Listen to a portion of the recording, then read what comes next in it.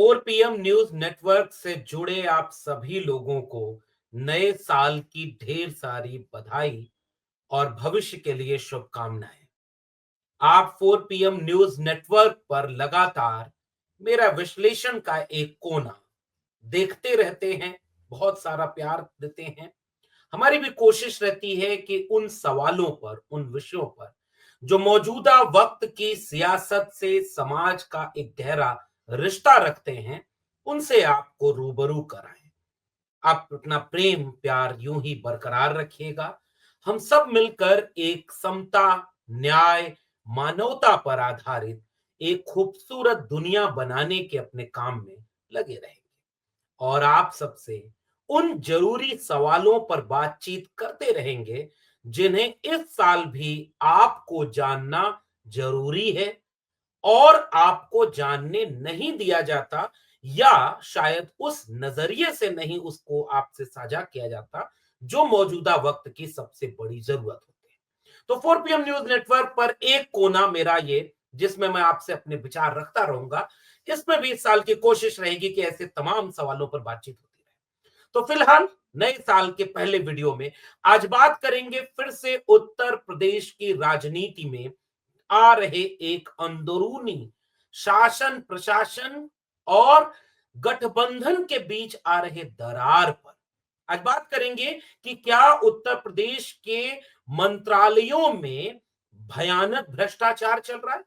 क्या उत्तर प्रदेश की भारतीय जनता पार्टी की सरकार जो ये दावा करके आई थी कि वो पार्टी विद डिफरेंस का काम करेंगे, वो पार्टी भ्रष्टाचार के गंभीर आरोपों में घिर चुकी है?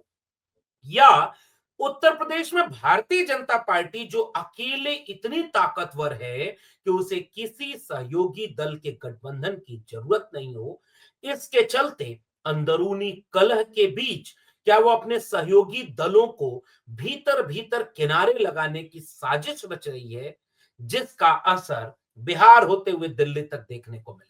आज की वीडियो में थोड़ा विस्तार से इसका विश्लेषण करेंगे। आप देख रहे हैं डॉक्टर लक्ष्मण यादव का विश्लेषण 4 पीएम न्यूज नेटवर्क पर।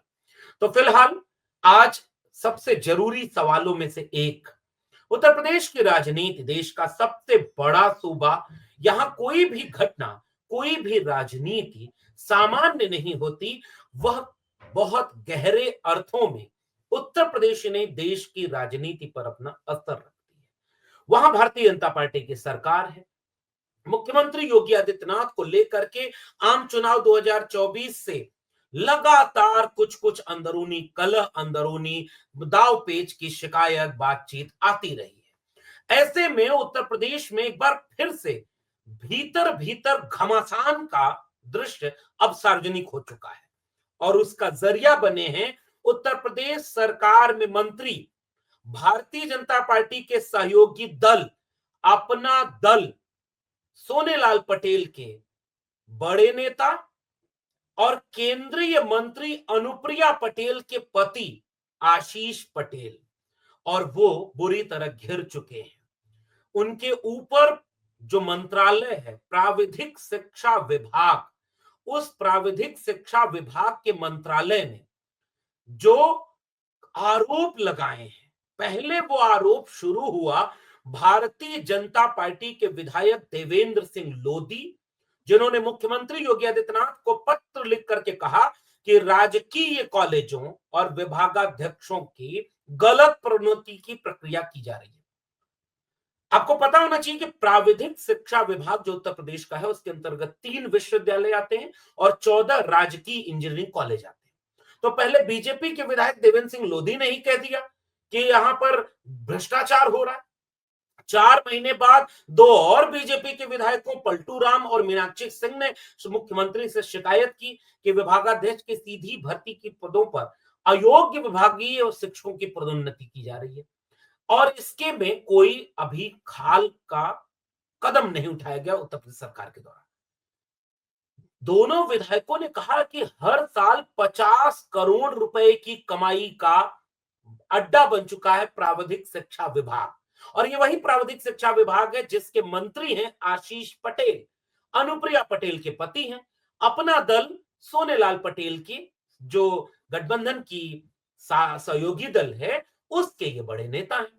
और उन लोगों ने ये सब काम किया। और उसके बाद नंबर आया समाजवादी पार्टी के टिकट पर उप मुख्यमंत्री केशव प्रसाद मौर्य को चुनाव हराने वाली सिराथू से विधायक पल्लवी पटेल का। और उसके बाद आपा खोते हुए आशीष पटेल ने उत्तर प्रदेश की एसटीएफ के ऊपर गंभीर आरोप लगाते हुए यह बयान तक दे दिया एक कार्यक्रम में कि तुम पैर में गोली मारते हो ना, तो मुझे सीने में गोली मार के दिखाओ। और मैं जान रहा हूं कि ये साजिश कौन कर रहा है और धीरे धीरे वो इशारा किस पर करते हैं, आगे अभी हम सिलसिलेवार उसको समझने की कोशिश करते हैं।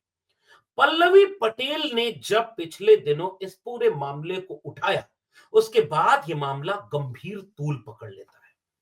पल्लवी पटेल जो अनुप्रिया पटेल की बहन है, सगी बहन, और आपको पता होना चाहिए कि उत्तर प्रदेश की राजनीति नहीं, देश की राजनीति में पिछड़ों बहुजनों के एक बड़े नेता सोनेलाल पटेल साहब रहे।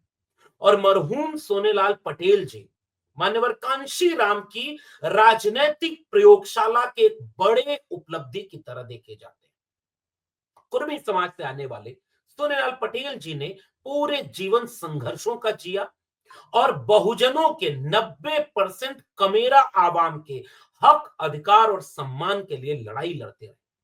चौधरी सोनेलाल पटेल ने अपना पूरा जीवन उस न्याय और समता के हक के लिए लड़ने में कुर्बान कर दिया, जो केवल एक कुर्मी समाज के नेता नहीं थे, वो पूरे ओबीसी, पूरे बहुजन, वंचित, शोषित, कमेरा 90% आवाम के लिए लड़ने वाले नेता थे। बुरी तरह उनके ऊपर एक बार लाठीचार्ज किया गया और वो तस्वीरें उत्तर प्रदेश की राजनीति में भूचाल लाने में कामयाब हुई। वो सोनेलाल पटेल जो लाठी खाने से डरते नहीं थे, वो सोनेलाल पटेल जिन्होंने पूरे जीवन संघर्ष से जिया। उनकी पार्टी में उनके बाद दो गुट बन गया।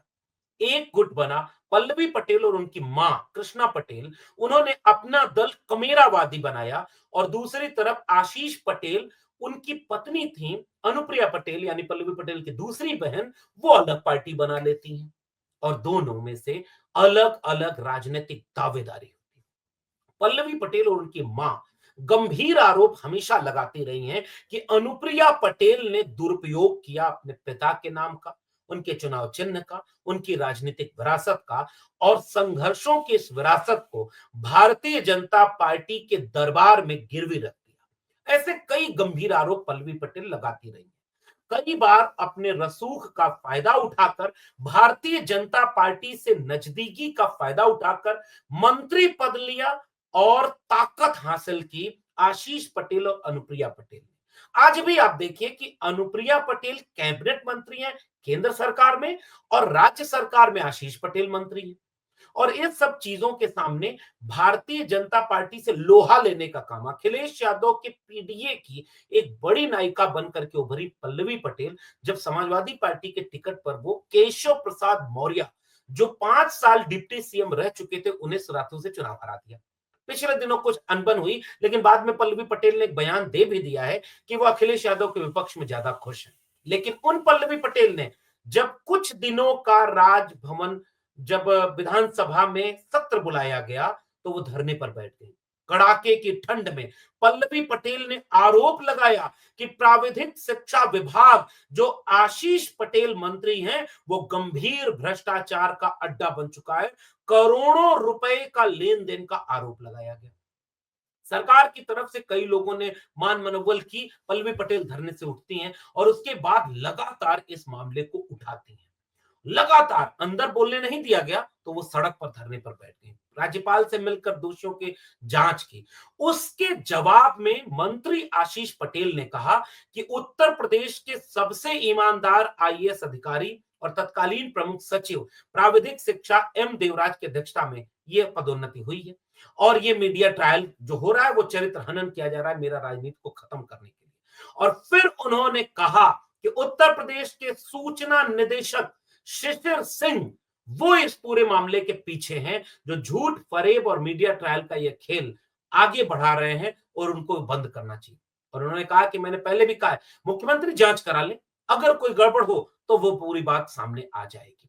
उसके बाद उन्होंने कहा कि पर्दे के पीछे से सामाजिक न्याय की आवाज को कुचलने का खेल खेला जा रहा है और वो लोग जो अपना दल कमेरावादी है, उसके सारे मामलों को आगे डाइवर्ट करने के लिए सारे काम कर रहे हैं। और उन्होंने एक ट्विटर पर अपने हैंडल पर शेयर किया एक लेटर, जिसमें बताया कि 30 मई 2024 को हुई डीपीसी की बैठक के दौरान 177 कार्मिक विभागाध्यक्ष के पद पर प्रोन्नत किए गए थे।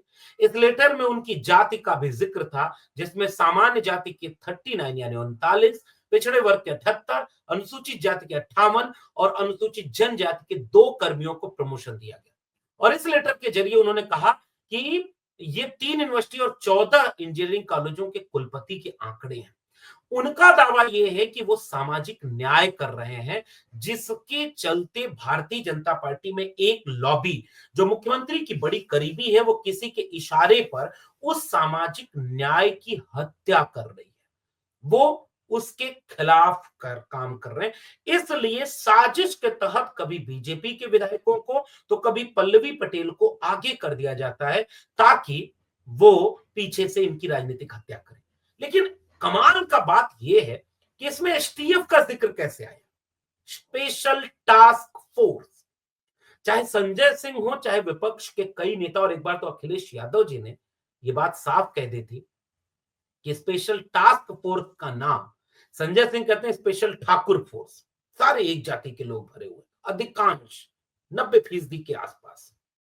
और उन्होंने भी कहा कि समाज में तो आपके लोग कहते हैं कि आप एक जाति के लोगों को ज्यादा वर्चस्व देते हैं।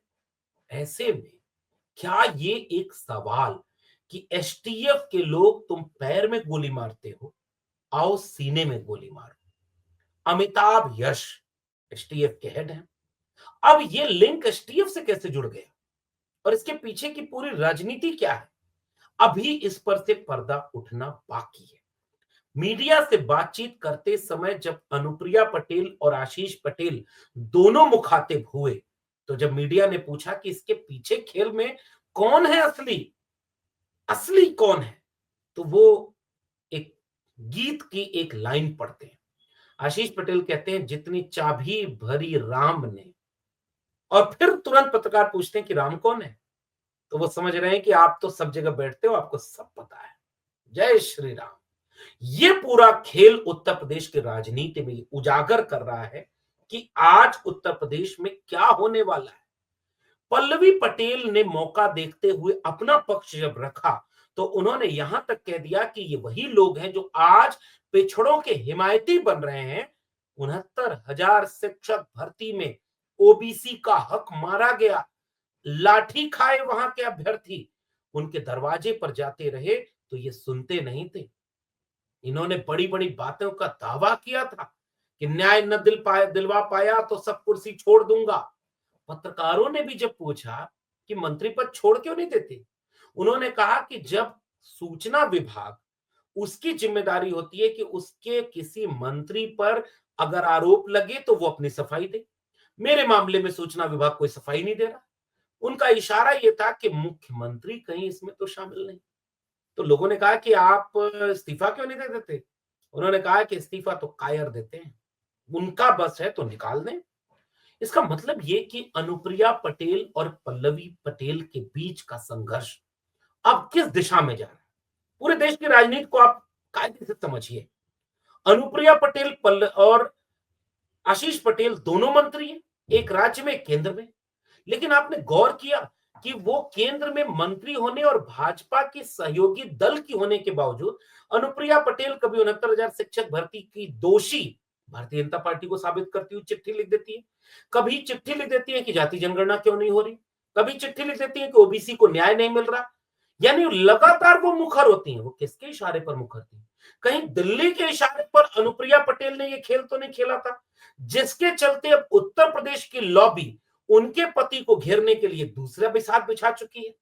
और इस मौके को देखते हुए पल्लवी पटेल ने हमलावर होकर के सवाल भी पूछ दिया कि भाई 69,000 शिक्षक भर्ती वालों को तो न्याय दिलवा नहीं पाए। उत्तर प्रदेश में आरक्षण घोटाला घोटाला हुए जा रहा है, कहीं भी ओबीसी के न्याय नहीं मिलता दिख रहा है, जाति जनगणना तो हुई ही नहीं। ऐसे में आप पिछड़ों के हिमायती कैसे बनेंगे? आप देखेंगे कि अनुप्रिया पटेल और आशीष पटेल ने इशारा उत्तर प्रदेश के मुख्यमंत्री तक कर दिया है। दिल्ली के इशारे पर क्या ये हो रहा है?